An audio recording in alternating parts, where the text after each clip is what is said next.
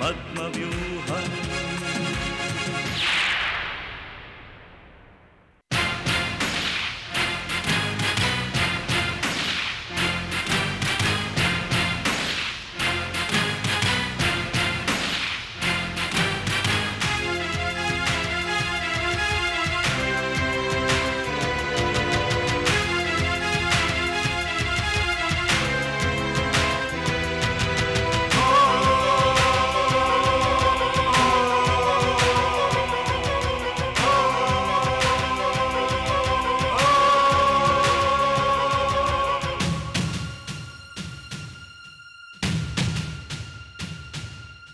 అడుగు అడుగున ధనదాహం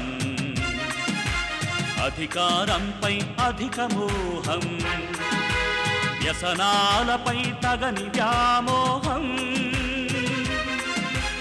అడుగు అడుగున ధనదాహం అధికారంపై అధిక మోహం వ్యసనాలపై తగని వ్యామోహం ఆధునిక సమాజమేవో ఆటవిక సమూహం స్వార్థపరుల సందోహంలో ధర్మం ఉనికేవో సందేహం మనసున్న మనిషికి ప్రతి నిమిషం ఎదురయ్యేను ఓ పద్మవ్యూహం పద్మవ్యూహం పద్మవ్యూహం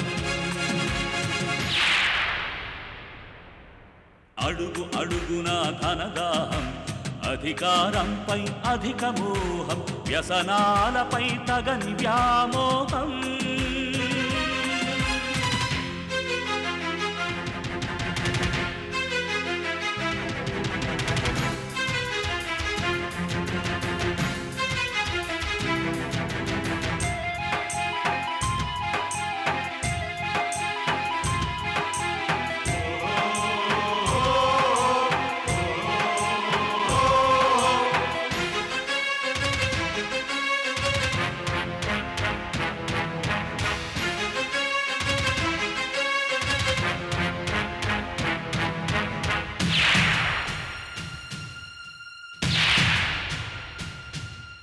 ప్రతి కదలిక వెనుక ఓ లాభానికై చింత అవసరం లేకుంటే అరక్షణమైన నిలువరు నీ చెంత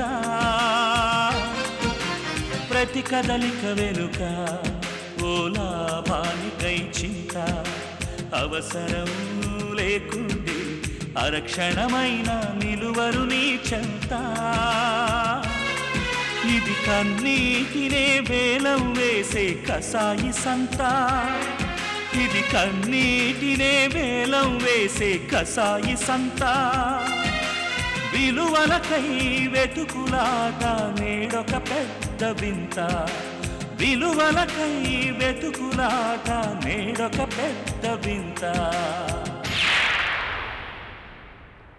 అడుగు అడుగున ధనదాహం అధికారంపై అధిక మోహం వ్యసనాలపై తగని వ్యామోహం పద్మవ్యూహం పద్మవ్యూహం పద్మవ్యూహం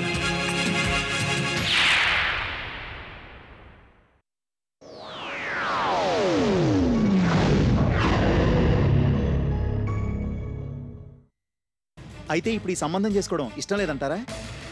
వంశీ, పెద్దవాళ్ళు మాట్లాడుతుంటే మధ్యలో నువ్వెందుకు? నీ రూమ్లోకి వెళ్ళు. అది కాదు మమ్మీ. వెళ్ళమన్నానా?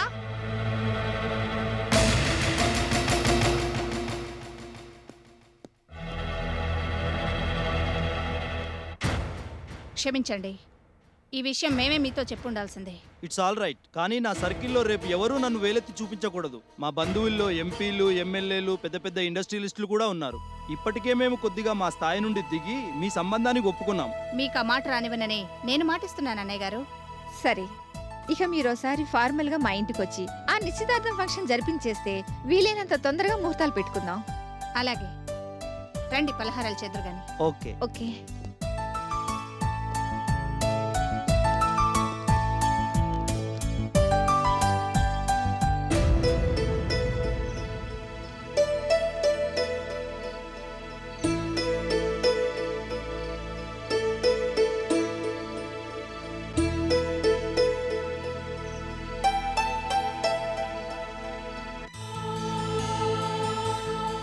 వంశీ,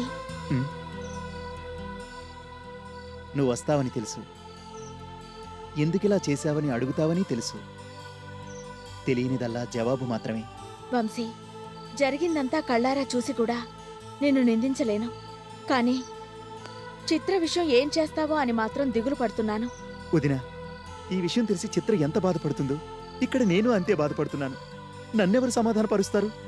నీకు అమ్మా నాన్న, అన్న వదిన, అక్కా బావ అందరూ ఉన్నారు. కానీ చిత్రకెవరున్నారు వంశీ? ఆ అమాయకురాలి బాధని పంచుకునేదెవరు? జీవితంలో మరోసారి దగా పడిందా అభాగ్యురాలు?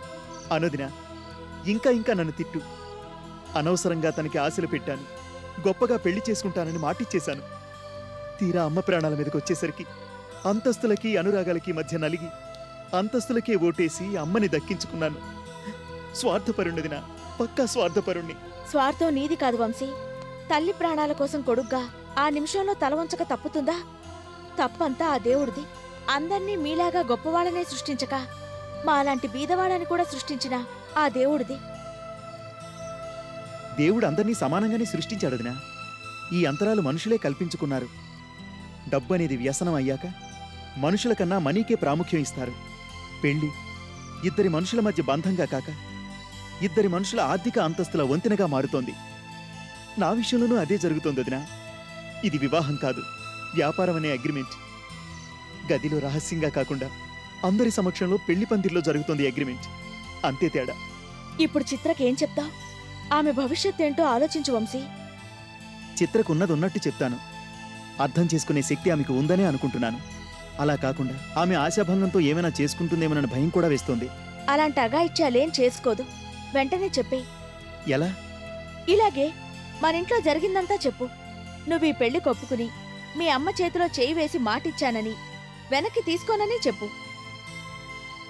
అలాగే, రేపే చెప్తాను. వదినా, ఏంటి వంశీ? నన్ను మన్నిస్తావు కదూ? ఈ ఇంట్లో జరిగే చదరంగంలో నేనొక పావుని వంశీ. నువ్వు అంతే. అర్థం చేసుకున్నందుకు చాలా థ్యాంక్స్ వదినా. కానీ ఒక్క మాట, నీ వల్ల ఒక ఆడపిల్ల మనసు గాయపడింది. మరో ఆడపిల్ల నీ జీవితంలోకి రాబోతోంది. ఆమెకి మాత్రం అన్యాయం చేయకు. కొత్త పెళ్లి కూతురు కోటి కోరికలతో భర్త ఇంటికి వస్తుంది. వస్తాను.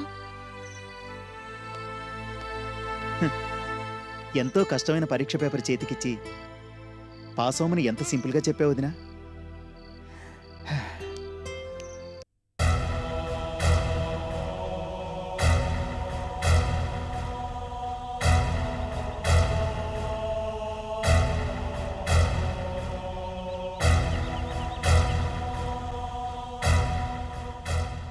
ఏంటండి ఆలోచిస్తున్నారు?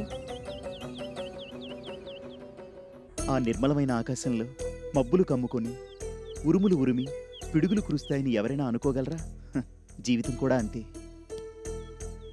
ప్రకృతిని చూసి ఆనందించే మీరు ఈ రోజేంటి ఇలా మాట్లాడుతున్నారు? ఆ రోజు ప్రకృతిలోని అందమంతా నీలో చూసి అదంతా నా సొంతం అవుతుందని ఎంతో పొంగిపోయాను. కానీ ఇప్పుడు మనం అనుకున్నవన్నీ జరగవని, విధి ఎలా ఆడిస్తే అలా ఆడే మరబొమ్మలవని తెలుసుకున్నాను. ఏం జరిగింది? మన పెళ్లి సంగతి ఇంట్లో చెప్పారా? చెప్పడం, ఉరమడం, నా నెత్తిన పిడుగులు పడడం అన్నీ జరిగిపోయాయి. అంటే? నవమాసాలు మూసిన కన్నతల్లి నువ్వు కన్న కలలకు విలువిస్తావా లేక నిన్ను కన్నతల్లికి విలువిస్తావంటూ పరీక్ష పెట్టింది. అమ్మ స్లీపింగ్ పిల్స్ మింగింది చిత్ర. అయ్యయ్యో, ఇప్పుడెలా ఉన్నారు? గండం గడిచింది. కానీ తను చూసిన అమ్మాయిని చేసుకోకపోతే తను బతకనని వార్నింగ్ ఇచ్చింది. దాంతో నాన్న, అన్నయ్య, అక్క, బావ అంతా నన్నే తప్పుపట్టారు. అమ్మ కావాలో ప్రేమ కావాలో తేల్చుకోమన్నారు. మన ప్రేమ వయసు 5 నెలలు. ఆవిడికి మీ మీదున్న ప్రేమ వయసు 25 ఏళ్ళు. అందుకే ఆవిడి ప్రేమనే గెలిపించారు, అంతేనా? ఆ నిర్ణయం తీసుకునే ముందు ఎంతగా నరకయాతన పడ్డానో నీకు తెలియదు. నాకు తెలుసు. చిత్ర, నన్నిప్పుడు మీరు పెళ్లి చేసుకున్నంత మాత్రాన మీ మనసు ఏంటో నాకు తెలియకుండా పోదు. 5 నెలలుగా మీరు నాకు పరిచయం. కానీ ఎన్నెన్నో జన్మల నుంచి పరిచయం ఉన్నంతగా దగ్గరయ్యారు. ముక్కు మొహం తెలియని అనామకురాల్ని నా మీదే అంత జాలి చూపించి నాకొక దారి చూపించారే. అలాంటిది కన్న తల్లి అడిగిన కోరికని కాదనగలరా? కాదనలేరు. నీకు అన్యాయం చేస్తున్నాను. నన్ను క్షమించు చిత్ర. అన్యాయం ఏముందండి, అనుకున్నాం కాలేదు అంతే. చిన్నప్పుడు నేను కలెక్టర్ అవ్వాలనుకునేదాన్ని, కాలేదు. ఆ తర్వాత స్కూల్ టీచర్ అవ్వాలనుకున్నాను, అది కాలేదు. శ్రీనుని పెళ్లి చేసుకుందాం అనుకుని ఇంట్లోంచి పారిపోయి వచ్చేశాను, అది కాలేదు. ఇప్పుడు మీ భార్యని అవ్వాలనుకున్నాను, ఎప్పట్లాగే అవ్వలేదు. అనుకున్నవి అవ్వకపోవడం నాకేం కొత్త కాదు, చిన్నప్పటి నుంచి అలవాటే. మీరేం వర్రీ అవ్వకండి, నేనేం అప్సెట్ అవ్వను, అస్సలవ్వను. నువ్వు నాకు చెప్పకపోయినా నువ్వెంతగా బాధపడుతున్నావో నాకు అర్థమవుతుంది. ఎవరో నీకు అన్యాయం చేస్తే తీసుకొచ్చి ఆశ్రయం ఇచ్చి నేను అదే పని చేస్తున్నాను. నువ్వు నన్ను క్షమించినా నన్ను నేను క్షమించుకోలేను చిత్ర. ఎందుకంటే అంత పెద్ద మాటలు? ఇప్పుడేమైందని? మనకి పెళ్ళవుతుంది అనుకున్నాం, కానీ మీకు మాత్రమే అవుతోంది. పెళ్ళి అనేది శుభమే కదా, అందుకు సంతోషిద్దాం. ఇంతకీ ఎవరండి అదృష్టవంతురాలు? అదృష్టవంతురాలు అవునో కాదో కానీ ఆ అమ్మాయి పేరు ప్రీతి. వాళ్ళ నాన్నగారు గవర్నమెంట్లో చాలా పెద్ద స్థాయి ఆఫీసర్, మమ్మీకి బాగా ఫ్రెండ్స్. ప్రీతి పేరు కూడా చాలా బాగుంది, గొప్పింటమ్మాయి. తప్పకుండా మీకు తగ్గ జోడీ అయ్యుంటుంది. కంగ్రాచులేషన్స్. రేపటి గురించి నీకు బెంగలేనట్టు ఎందుకు నటిస్తావు చిత్ర? బెంగపడుతూ కూర్చుంటే ఏమిటి లాభం? ఎవరో మహానుభావుడు అన్నట్టు చీకటిని తిడుతూ కూర్చుంటే ఏమిటి లాభం? ఒక జ్యోతిని వెలిగించే ప్రయత్నం చేయాలి. కానీ ఇదే ఆత్మస్థైర్యం నీకు ఎప్పటికీ ఉండాలని కోరుకుంటున్నాను. అందుకే వదినంది. చిత్ర అమాయకురాలేమో కానీ పిరికిది మాత్రం కాదని. అక్క నా గురించి బాధపడుతోంది కదూ? అవును, నా వల్ల నీ మనసు గాయపడిందని నన్ను నిందించి నిష్ఠురంగా మాట్లాడింది. ఈ ఊళ్ళోకి నేను అడుగు పెట్టినప్పుడు నాకెవరున్నారు చెప్పండి? ఇప్పుడు మీరు, ఒక అక్క ఉన్నారు. ఇవి నేను జీవితంలో కష్టపడి సాధించుకున్నవేగా. అందుకే ఏమీ సాధించలేదని ఏ మనిషి అనుకోకూడదు. ఐఎమ్ ప్రౌడ్ ఆఫ్ యూ చిత్ర. నీలా ప్రతి అమ్మాయి ఇంత ధైర్యంగా ఉంటే అసలు సమస్యలే ఉండవు. మీ పొగడ్తలకి థ్యాంక్స్. ఇంతకీ నన్ను మీ పెళ్ళికి పిలుస్తారా? నా పక్కన పీటల మీదే చోటిద్దామనుకున్నాను. కనీసం ఇప్పుడు నీకు పెళ్లి పందిట్లోనైనా చోటివ్వగలనో లేదో ఆలోచించాలి. ఈ పిరికివాణ్ణి క్షమిస్తావు కదూ?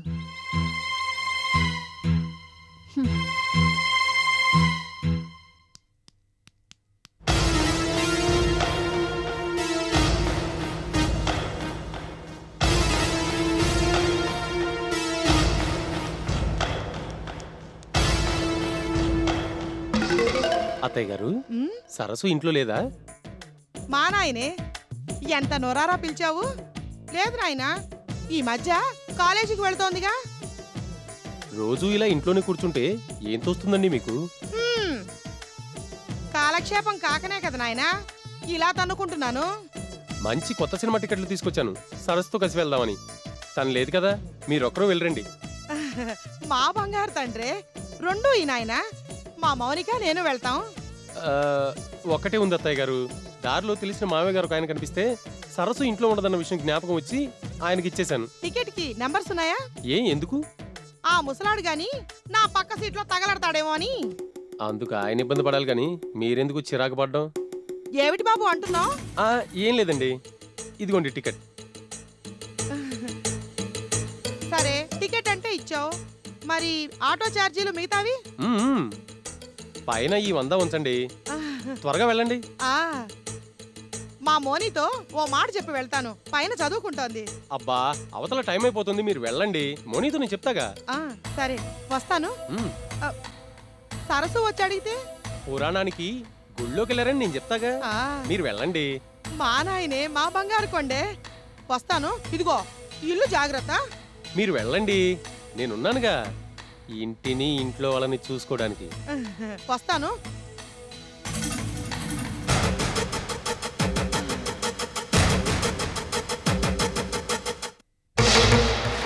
మోనీ, మోనీ, మోనీ. ఏంటి బావా? మోనీ, నీ చేత్తో కాస్త టీ పెట్టిస్తావా? టీయా? మా అమ్మేది? ఇప్పుడే వచ్చేస్తానని పక్కింటికి వెళ్ళింది. ప్లీజ్ మోని, టీ పెట్టవా? సరే బావా.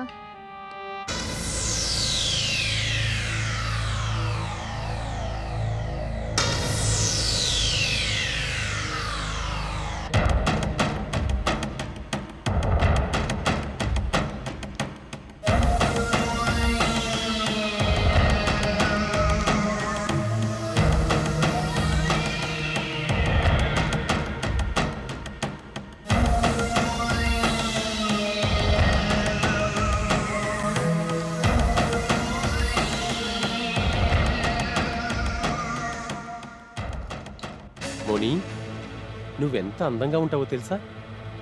చైతి, నాకు మీ అక్క కన్నా నువ్వే ఎక్కువగా నచ్చావు. నువ్వు అను, నిన్ను వెంటనే పెళ్లి చేసుకుంటాను. ఇలా మీ అమ్మతో ఇల్లు తిరగక్కర్లేదు, హాయిగా సెటిల్ అయిపోవచ్చు. ఏ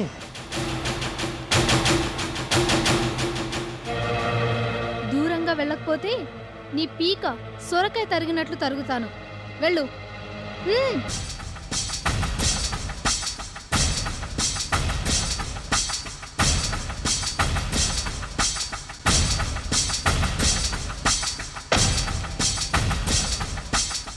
నేను మా అక్కలా అమాయకంగా నీ చేతిలో మోసపోతాను అనుకున్నావు కదూ?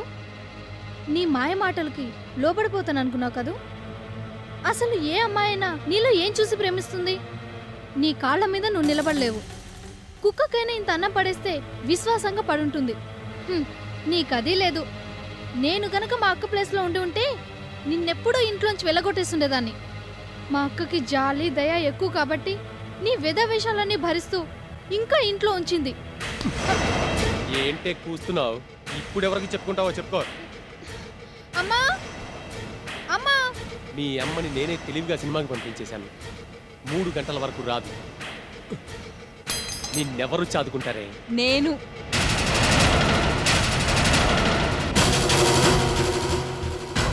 నేనంతా చూస్తూనే ఉన్నాను.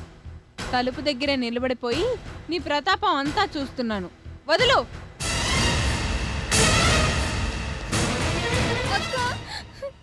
నువ్వెందుకు ఏడవడం? ఇలాంటి నీచుడికి నా సర్వస్వాన్ని అప్పగించి మోసపోయినందుకు నేనేడవాలి. నీలా నేను తెలివిగా ఉంటే నా జీవితం ఇలా కాలిపోయేది కాదు. ఊరుకో, ఊరుకో మోని, ఊరుకో. సరసు, మొదట తనే పిలిచింది. తన ఏడుపులు చూసి మోసపోవద్దు. ఆ తల్లి కూతుళ్ళకి నాటకాలడం బాగా వచ్చు. ఆదర్శ్, ఇంకేం మాట్లాడకు. వెళ్ళిపో. ఇంట్లోంచి నా బతుకులోంచి ఒకేసారి వెళ్ళిపో. సరసు, నాకు నీ మొహం చూడాలంటేనే అసహ్యంగా ఉంది. Get out. ఇప్పటికిప్పుడు ఉన్నవాణ్ణి ఉన్నట్టుగా పొమ్మంటే ఎక్కడికి పోతాను? సిటీలో చాలా ప్లాట్ఫామ్లు, ఫుట్పాత్లు ఉన్నాయి. నీలాంటి వాళ్ళు అక్కడే ఉండాలి. హో. సరసు, ప్లీజ్ ఈ ఒక్కసారికి క్షమించు. ఇంకెప్పుడు ఇలాంటి పనులు చేయను. నన్ను నమ్ము. ఛీ, నీకు నాకు మధ్య ఏ బంధం లేకపోయినా కేవలం మానవత్వం కొద్దీ నిన్నింట్లో ఉంచుకుని స్త్రీని కాబట్టి భర్తగా అధికారాలు ఇచ్చినందుకు కృతజ్ఞత చూపించకుండా విషయాన్ని కక్కావు. పాము విషయానికైనా విరుగుడు ఉందేమో కానీ నీలాంటి నీచుడి విషయానికి మాత్రం విరుగుడే లేదు. నిన్ను క్షమిస్తే అసలు స్త్రీ జాతే నన్ను క్షమించదేమో. సహనానికి కూడా ఒక హద్దు ఉంటుంది. ఆ హద్దు దాటితే ఓర్పు అంగవైకల్యంలా మారుతుంది. నిన్ను నమ్మటానికి నేను ఒకప్పటి వేరేసాసుని కాదు. విషయాన్ని గొంతులో దాచుకున్నట్టు నిన్ను ఇంట్లో ఉంచుకోలేను. ఇన్నాళ్లుగా నీ తప్పుడు చేష్టలు చూస్తూ భరించి తప్పు చేశాను. కానీ ఈ రోజుతో ఇంటికి నీకు రుణం తీరిపోయింది. మర్యాదగా వెళ్ళు, లేకపోతే మనుషుల్ని పిలిపించి మెడబెట్టి గెంటించాల్సి వస్తుంది.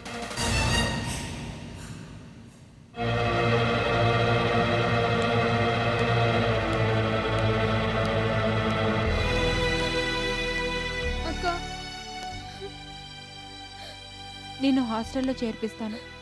ఎంత దాకా చదువుకుంటావో చదువుకో, నేను చదివిస్తాను. నాలా మోసపోకుండా ధైర్యంగా ఆత్మవిశ్వాసంగా ఉన్నందుకు నిన్ను చూస్తే నాకెంతో ఆనందంగా ఉంది. ఆడపిల్లలంతా నీలా ఉంటే ఈ మోసగాళ్ల ఆటలు సాగనే సాగవు. అక్క,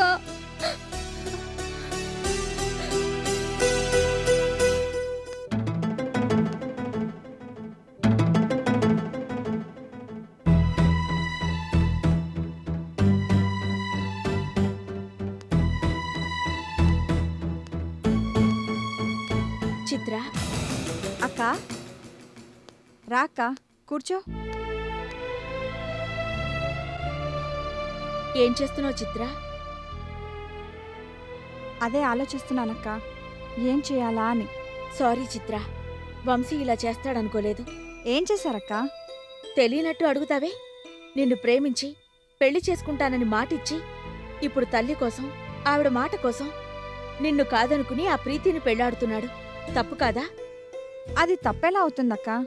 ఆ పరిస్థితిలో ఎవరన్నా అలాగే చేస్తారు. తప్పు కాదా?